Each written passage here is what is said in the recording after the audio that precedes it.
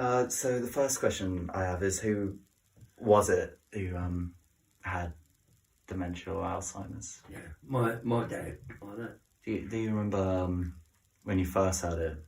You know, all that time ago. Well, when I first found out, really was when when me mum and dad were going abroad, and when they went to go out, he hadn't got no money on. He said he hadn't got no money on him, and he turned around to me mum and said to me, my mother, "You got all the money?" And she said, "No, you've got it. I'll give it to you." "No, you didn't." And he got quite aggressive about it. And that was when we really found out that, you know, there was something going on. There was something wrong. Mm. And I remember when they came back and she was telling me about it, I said, "Well, we'll have to just see what's on, see what's going on, really." And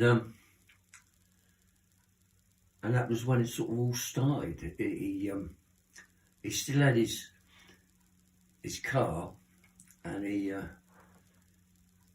went out. We didn't know. He went out and he put the petrol in, and he drove off, and never paid. And they took his number, and of course, when my mum and that were around, they knocked on the door and said, you know, what had happened. And then we really knew that there was something really, really wrong. And then she gave him the money and apologised to him, and that. I said that you'd have to find. We found out. That was when we found out really that he had this dementia. Mm. But the funny part about it, well, I say funny part about it was when we went to see him in Kelso, and I took my mother over there.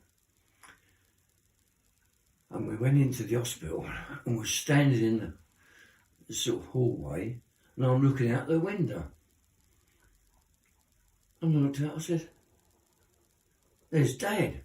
And he was walking out. He only got his pyjamas on, and he was walking.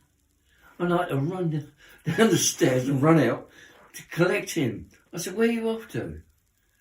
And he sort of looked at me. I said, "No, you've got to be inside." He didn't know who I was. He just didn't know who I was at all. And then we got him done and sorted out and that, and brought him home. But yeah, it just got from bad to worse with him, anyway.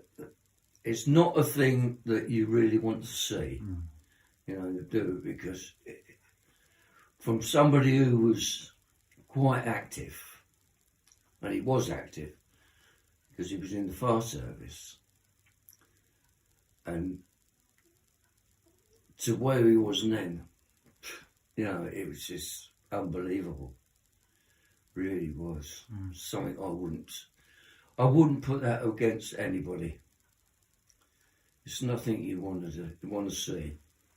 So when you first heard like he had it, how, if you could remember, like how did that actually make you feel? Well, it's something you look at it and you think to yourself, why? Why does it happen? Why did it happen? You just don't know. You know, why does somebody so active just switch off like that? It's unbelievable. And but when he passed away, and we had a funeral, all the fire, because he retired from the fire service, and he was working for BEA then, which then became British Airways, and he started there doing things, you know, little bits and pieces, but nobody sort of took any notice of it. Things that was, oh well, he's getting a little bit older, and that's that. He'll be retiring soon. But it just unbelievable. You can't really look at it as anything else. You think, so why? Why does somebody switch up like that? Why does it happen?